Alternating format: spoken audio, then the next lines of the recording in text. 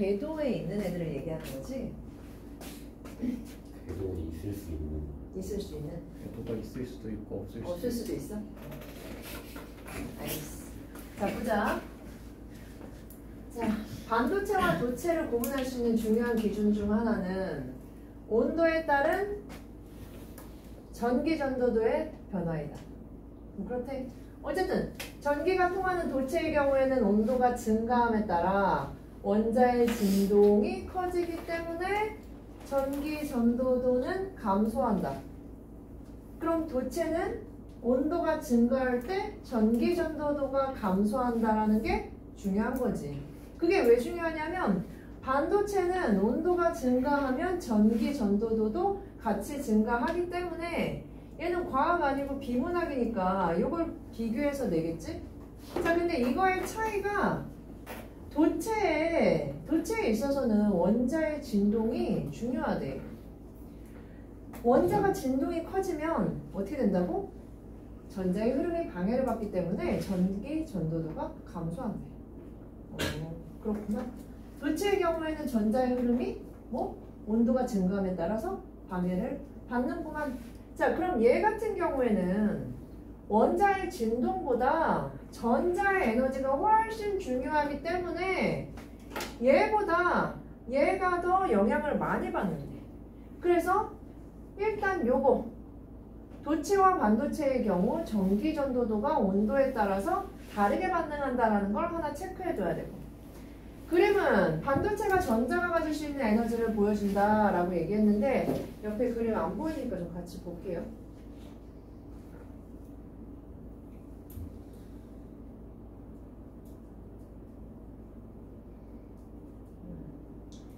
그림이 이렇게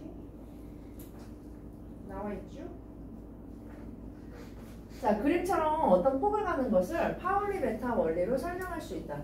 그런데 파울리 베타 원리에 대해서 아주 자세하게 설명하지 않고 있고 이거에 대해서도 문제가 그리 구체적으로 나오진 않아요. 근데 기본적으로 이 파울리 베타 원리가 무슨 말이야? 어떤 물체를 이루고 있는 원자의 전자들은 같은 에너지 수준을 가질 수가 없는데 이를 파울리 베타 원리라고 한다. 얘들아, 그럼 봐봐. 여기에 나는 이 그림에 이 화살표 있지? 화살표에 대한 설명이 이렇게 에너지라고 여기는 써있거든? 이건 내가 붙인 그림이야. 원래 있는 그림이 아니라. 자, 이게 수틀에도 좀 써있었어야 되는 거 아닌가라고 생각을 해요. 왜냐면 이 화살표가 에너지 수준이라는 얘기잖아. 그치? 자, 그래서 파울리 베타의 원리는 기본적으로 모든 원자의 전자들은 다 다른 에너지 수준을 가지는데 같은 에너지 수준을 가질 수가 없는데 일정 정도 비슷한 애들끼리 모아놨더니 지금 띠를 이룬다 이런 얘기 아닌가요? 그쵸? 자, 그래서 이걸 파울리 베타 원리라고 얘기를 하는구나. 그렇기 때문에 전자 에너지가 서로 다른 수준을 갖고 있지만 다 다른 수준을 갖고 있지만 그 수준의 차이는 매우 작기 때문에 모든 전자의 에너지를 표현하면 여기에 모인 애들, 여기에 모인 애들, 여기는 전자가 거의 없대. 그래서 틈이라고 얘기를 한대. 자, 그러면 전도띠랑 원자가띠랑 비교했었을 때 이 화살표가 의미하는 거는 전도띠가 더 에너지가 높다라는 거죠. 그래서 원자가띠에서 에너지를 받으면 전도띠로 튀어갈 수 있다는 얘기야. 자, 도체와 달리 반도체의 원자가띠와 전도띠 사이에는 전자가 가질 수 없는 에너지의 수준이 존재하는데 이를 띠틈이라고 한대. 자, 그래서 얘가 에너지 수준인데 전자가 요 정도의 에너지 수준은 가질 수 없기 때문에 비슷한 에너지들끼리 모아놨더니 여기에 틈이 생기는데 그걸 띠틈이라고 하더라. 띠틈의 크기에 따라 반도체와 부도체를 구분할 수 있는데 이런 애들은 반도체라고 부르는데 그 이유가 뭐냐면 띠틈이 비교적 어때서 작아서 에너지를 받은 전자는 원자각지에서 에너지를 받아서 피용 이 정도 에너지 수준을 갖게 돼서 걔를 전도띠 안에 넣을 수가 있다. 전도띠로 분류할 수가 있다. 자, 그래서 이를 뛰어넘을 수 있기에 전류가 흐를 수 있지만, 자, 근데 사실 이 부분도요. 전자가 뛰어넘기 때문에 전류가 흐른다. 이 부분 나보다 니네가 더 잘 이해하고 있는 거지. 전자의 흐름이 전류랑 이어진다는 사실이 이 물리의 기본적인 지식이 없으면 이 부분도 사실 이해하기 힘든데 지금 다 나보다 잘 한다고 하니 따로 설명 안 할게요. 전자는 이를 뛰어넘을 수 있기에 전류가 흐를 수 있다. 이 부분도 체크해 두셔야 돼요. 알겠죠? 기본적으로 이 전자에 대해서 모르면 전자와 전류를 구분도 잘 못한단 말이야 얘들아.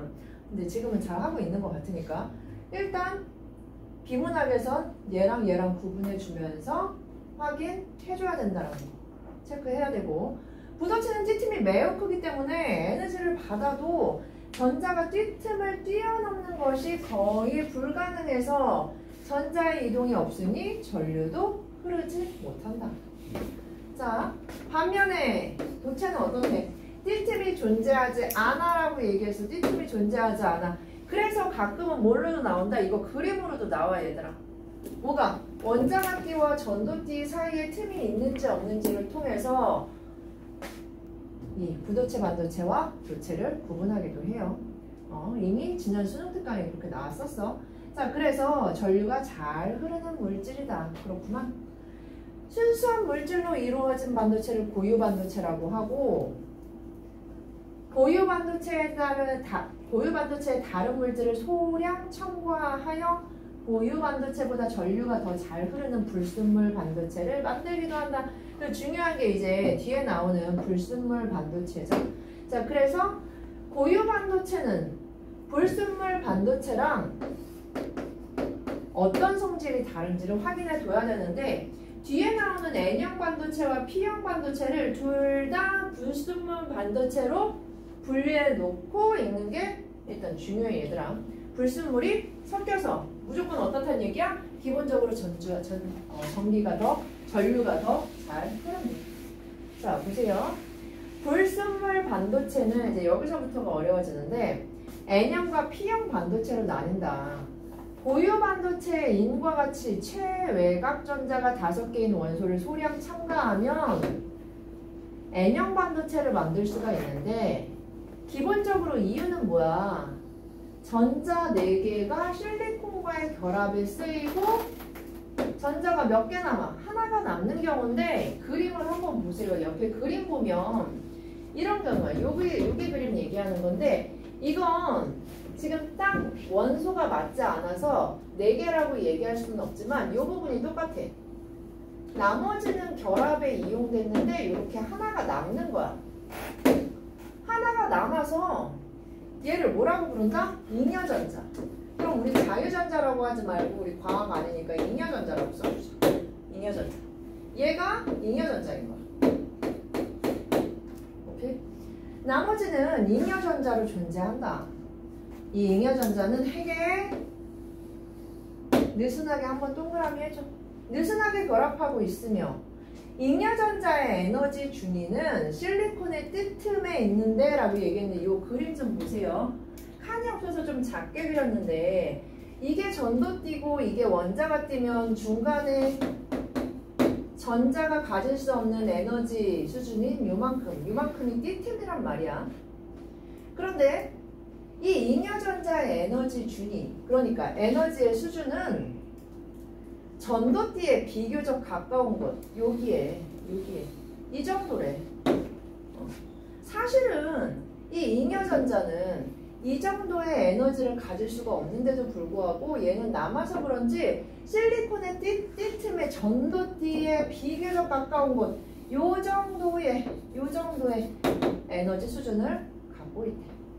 그렇기 때문에 이때 잉여전자는 매우 작은 에너지만 받아도 어떻게 된다? 당연히 전도띠로 도약할 수 있어서 쉽게 전류가 흐른다. 예를 들어 실리콘 띠틈의 에너지는 이렇게 있는데, 아까 내가 뭐라고 써놨냐? 이거 어떻게 읽어 얘들아? EV? 전자볼트. 전자볼트라고 있는데 맞아? 그 전자를 영어로 번역을 해서 말했던 거. 그래? 어쨌든 얘가 실리콘 띠틈의 에너지인 1.12 전자볼트의 4% 정도인 이거의 에너지만 가해도 잉여전자가 전두띠로 도약할 수 있다. 이때 잉여전자가 차지하고 있던 에너지 수준이 주계준이다. 자, 그럼 봐봐 얘들아. 요 수준을 주계준이라고 얘기하는 거야. 준위 자체가 어떤 수준을 얘기하는 거란 말이야. 뭔 말인지 알겠어? 이해됩니까? 오케이. 그럼 쟤네도 파울리 부타울리 때문에 질문 안 받아. 좀 이따 물어봐. 여기서 나 헷갈리면 안 돼. 자, 보세요. 자, 일단 반면에 고유 반도체의 붕소와 같이 최외각 전자가 3개의 원소가 소량 첨가하면 P형 반도체를 만들 수가 있다. 실리콘은 결합에 쓰일 수 있는 전자가 4개고 붕소는 3개니까 당연히 어떻게 돼? 이 옆에도 그림을 한번 봅시다. 자, 여기 보면 여기 얘도 딱 맞는 그림은 아니야. 근데 대충 이렇다는 얘기야. 결합에 여기에 전자가 채워져야 되는데 붕소는 실리콘이랑 만났을 때 뭐가 모자라? 전자가 모자라. 그래서 이렇게 빈 공간이 생긴대. 자, 어쩔 때는 이런 그림을 이렇게 전자라는 게 항상 뭐를? 원소 주변을 이렇게 채우고 있는데 다 채웠다고 칩시다. 이렇게 채우고 있는데 전자가 차지하고 있어야 될 자리가 하나 비는 경우 이 부분을 뭐라고 한다? 양공이라고도 하고 어떤 비문학에서는 전공이라고도 얘기하더라고요. 자, 그런데 전자는 원래 움직임이 많은 애라서 어떻게 된다? 얘가 이쪽으로 옮겨가는 거야. 그러면 여기가 차고 여기가 비게 되지. 그럼 얘가 또 한쪽으로 흘러. 그러면 여기가 또 비게 되지. 그치? 근데 사실은 전자가 움직이는 거지만 빈칸을 중심으로 보자면 빈칸이 움직이는 것처럼 보이지. 그렇기 때문에 양공이 움직인다라고 비문학에서는 표현하고 있어. 자, 봐봐. 그래서 실리콘과 붕소의 결합에서 전자 하나는 결합에 쓰이지 않고 그 자리에는 결합이 없는 빈 곳, 전자의 빈 곳이야. 원래 전자가 있어야 되는데 전자가 없는 그 빈 곳, 이것을 양공이라고 한다. 하지만 얘는 비문학이기 때문에 뭐랑 잉여전자랑 양공이랑 대립해서 계속 문제를 풀어줘야 된다라는 거야. 그래서 뒤에 수능 특강에도 이러한 문제가 하나 나오죠. 양공 비어있는 거, 잉여전자 하나 남는 거. 2개를 대립관계로 보고 문제를 풀어줘야 돼. 자, 이어서 봅시다. 하면 양공은 전자와 반대인 플러스 전화로 반주합니다. 얘들아, 그러면 전자가 하나 남으면 거기는 뭐? 마이너스 전화로 반주하는데 양공이 생기면 플러스 전화로 반주하는 거예요. 실리콘에 있는 전자는 양공 자리로 이동할 수 있기에 이동한 전자의 자리에는 양공이 생기게 되는데 이러한 일이 계속해서 생기면 전류가 흐른다. 이게 무슨 말이야, 얘가? 전자가 사실은 이동하는데 양공이 움직이는 것처럼 전자의 움직임과 그럼 양공의 움직임은 서로 어떻게 해서 정반대겠지. 그치? 전자가 이쪽으로 옮겨가면 양공은 이쪽으로 생길 테니까 서로 반대일 텐데 이런 양공의 이동에 의해 전류가 흐른다. 근데 아까는 뭐에 의해서 전류가 흐른다 그랬어? 우리 계속 반대 개념으로 봐야 되기 때문에 아까는 전자가 움직여서 전류가 흐르는 거고 여기에서는 양공이 빈칸이 이동해서 전류가 흐른다라고 얘기하고 있어. 오케이? 비문학이니까 N형이랑 P형이랑 뭐를 중심으로 차이점을 둬야 되는지를 계속 확인하면서 읽어야 돼. 자, 실리콘 원자에서 전자가 이동하며 양공을 형성시키는 데 필요한 에너지는 매우 작다. 이때 원자가 띄에서 전자가 빠져나간 자리에 양공이 생성되며 라고 그랬는데 자, 봐봐. 얘들아, 여기 요 그림이 그 그림이야. 좀 크게 볼까? 자, 원자가 뒤에 전자들이 있는데 여기는 전자가 이쪽으로 튀어가는 바람에 빈칸이 생긴 거야. 요렇게. 자, 그럼 얘는 빈 채로 가만히 있는 게 아니라 여기 비었네 하고 전자들은 항상 잘 움직이는 애들이라서 계속해서 이동한다는 얘기야. 원자가 띠에 전자가 빠져나간 자리에 이런 식으로 양공이 생성되고 그것으로 인해서 전류가 흐르기 때문에 띠 틈의 특정 준위에서 특정 준위가 뭐라고 얘들아? 에너지 수준이라고. 자 그럼 이제 뭐 어떤 그림 봐야 돼? 여기 이렇게 원자가 띠에서 쭉 전자들이 빠져나가면서 이 구멍들이 뭐라고? 양공이고 양공으로 인해서 여기에 에너지 정도, 요 수준 정도의 에너지를 갖는 전자들이 생겨나는데 이 정도의 에너지 수준을 뭐라고 한다고? 반계준이라고 얘기한다. 반계준이라고 얘기한다. 자, 그래서 원자가띠의 가장 높은 에너지 준위보다 원자가띠의 가장 높은 에너지 준위, 에너지 수준은 요 정도인데 그거보다 아주 살짝 위에 띠틈 안에 띠틈의 에너지 준위 사이에 여기와 여기 요 수준에서 요 수준 사이에 뭐가 생긴다? 밖계준위가 형성되는 거야. 원자가띠보다 아주 살짝 높대. 자, 그래서 P형 반도체에서도 여기 봐봐 얘들아. 전자에 의한 전류의 흐름도 있지만 당연히 그럼 여기서 문제 나올 수 있겠지. 그러면 P형 반도체건 N형 반도체건 둘 다 전자에 의한 전류의 흐름이 있긴 있어. 하지만 얘는 너무 적어서 그런지 무시할 만하고 뭐 때문에 전류가 흐른다라고 얘기하고 있어? 양공의 이동. 양공의 이동. 오케이? 자 그러면 밖계준위이든 그 앞에 주계준위이든 둘 다 에너지 수준은 어디에 머물러 있는 거야? 띠틈 사이에 머물러 있는 거야. 원래는 이 사이에 뭐가 없어? 이 정도의 에너지 수준을 갖는 전자가 없어야 되는데 반도체에서 이 불순물을 첨가하니까 이 사이에 어떤 에너지 준위를 갖는 전자들이 생겨나면서 전기가 통하게 된다는 얘기지. 그치? 자, 그럼 뒤에 맞아? 여기 그림 보면서. 자, 이런 식으로 고유 반도체와 불순물 반도체 모두의 전기 전도도는 온도의 영향을 받는데 불순물 반도체가 보다 큰 영향을 받는다. 낮은 온도에서는 불순물 반도체 단위 부피당 도핑된 원자의 수가 얘들아 도핑된 이거 읽으면서 이미 도핑이 뭐지? 당연히 생각했어야 되고 도핑된 원자의 숫자에 의해서 전기 전도도가 결정된대. 도핑이란 고유 반도체에 불순물을 첨가하여 불순물 반도체를 만드는 것을 의미하는데 만약에 이미 실리콘에 도핑된 N형 반도체의 낮은 온도에서부터 온도가 올라갈 때의 전기 전도도를 생각해보자. 그렇대 실리콘에다가 인을 첨가할 때 주계준위에 있는 N이라고 했으니까 얘 앞에 N형이야 P형이야 얘들아. N형 얘기하고 있는 거겠지? 그치? 주계준위에 있는 전자는 비교적 적은 양의 에너지인 요만큼만 받아도 어디로 이동할 수가 있다? 전도띠로 이동할 수가 있다. 왜? 아까 뭐라 그랬어? 주계준위는 어디에 가깝게 있다고 얘들아?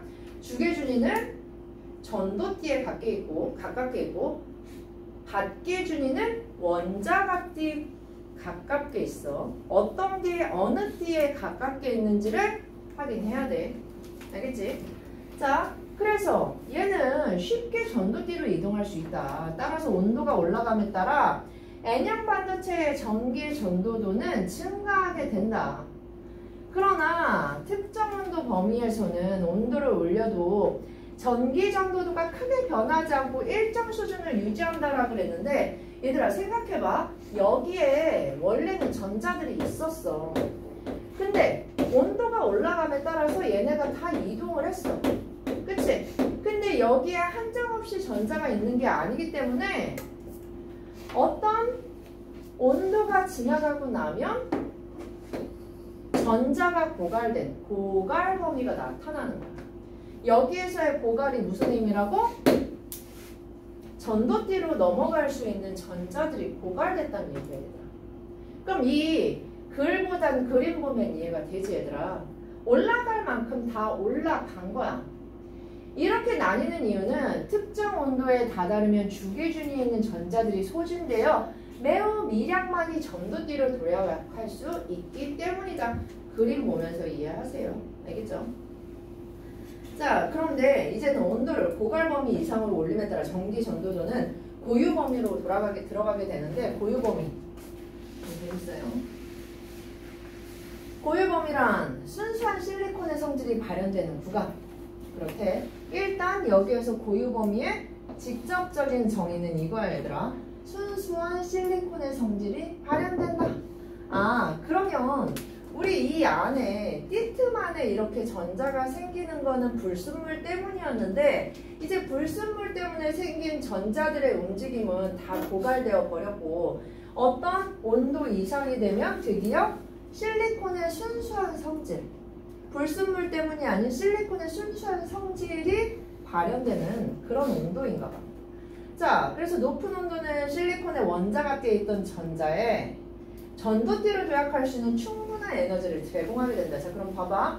원자각대에서 전도띠로 바로 전자가 이동하게 된다는 얘기지. 그게 실리콘의 순수한 성질이래. 이때 온도에 따른 전기 전도도가 증가하는 기울기는 비고유 영역에서 이 전기 전도도의 그것보다 훨씬 가파른데 동그라미 칩시다. 가파르다는 게 무슨 뜻이야, 얘들아? 훨씬 변화가 크다라는 얘기죠. 그 이전에 비고유 영역에서 온도를 올려서 전기 전도도를 높이는 그 변화량보다 고유 범위에서 온도를 올려서 전기 전도도를 올리는 변화량이 훨씬 크다라는 얘기야. 가파르다는 얘기는. 자, 이것은 도핑된 불순물의 전자에 비해서 실리콘에 있는 전자의 수가 훨씬 더 많기 때문이다. 생각해봐, 얘들아. 인이 많겠어? 실리콘이 많겠어? 기본적으로 실리콘이 많으니까 실리콘 전자가 훨씬 많겠죠. 그쵸? 그 얘기하고 있는 거야. 자, 그래서 순수한 실리콘에는 이러한 원자가 존재하는 반면에 첨가된 이는 당연히 이만큼밖에 없다. 조금이다. 당연히 뭐 양이 차이가 나는데 원자의 양도 당연히 차이가 있겠죠. 개수는. 자, P형 반도체의 온도에 따른 전기 전도도의 변화는 N형 반도체와 같은 패턴을 보인다. P형 반도체의 비고유 영역에서는 전자를 밖의 준위로 들뜨게 만들어라 그랬는데, 얘들아 그림 보면 이제 들뜬다는 말이 좀 이해가 되죠. 원자각띠에서 들뜨면 당연히 어떻게 돼? 에너지가 살짝 높아져서 원자각띠가 아닌 띠틈에 전자들이 있다는 얘기는 좀 말이 안 되고, 이 에너지 수준보다 살짝 높은 수준의 에너지를 가진 전자들이 존재하게 된다라는 얘기지. 그치? 그걸 띠틈에 전자가 존재한다라고 얘기를 하고 있는 거지. 자, 그래서 밖의 준위로 에너지가 살짝 올라가면 원자각띠에 빈틈, 양봉을 생성시키기 때문에 온도 증가에 따라 전기 전도도가 증가하게 된다. 얘도 근데 위에 있는 N형 반도체의 고갈 범위처럼 온도가 증가하면 P형 반도체의 전기 전도도가 거의 일정하게 유지된다. 그런 영역을 포화 범위라고 하는데, 왜 포화 범위라고 얘기하는지는 문제에서 제시되어 있죠. 그쵸? 자, 그래서 이 그림 보면서 조금 정리가 됐으면 좋겠고, 문제 뒤에 있는 문제, 수능 특강 문제부터 먼저 한번 풀어볼게요. 금방 풀 수 있어. 한 5분, 10분이면 풀 거야. 풀고서 이 포화 범위까지 다시 설명합시다.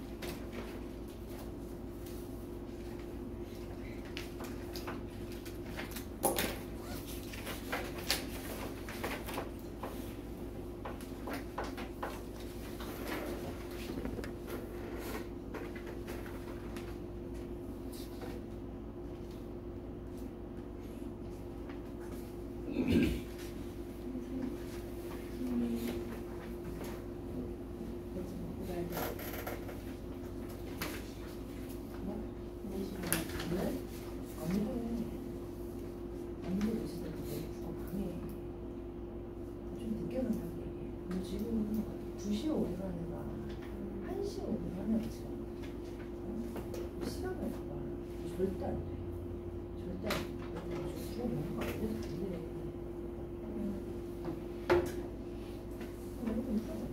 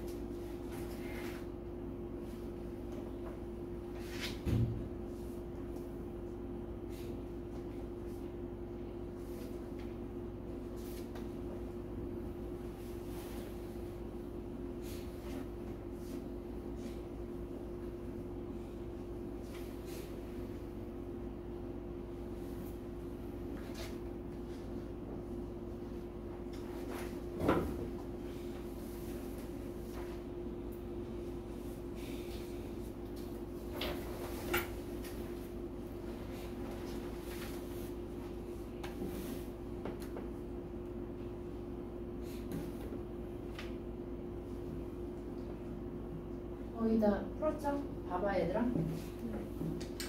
1번 한번 보세요. 1번에 또 얘는 5번이지 뭐. 그치? 1번은 5번밖에 없지. 자 2번 봐봐. 2번. 얘들아 1, 2, 3, 4번 1, 2, 3, 4번까지를 우리가 좀 기억을 해봐야 되는데, 그러면 붕송 원소는 실리콘보다 하나 적고 인 원소는 실리콘보다 하나 많으니까 체외각 전자의 수는 2개 더 적은 거 맞죠? 그죠?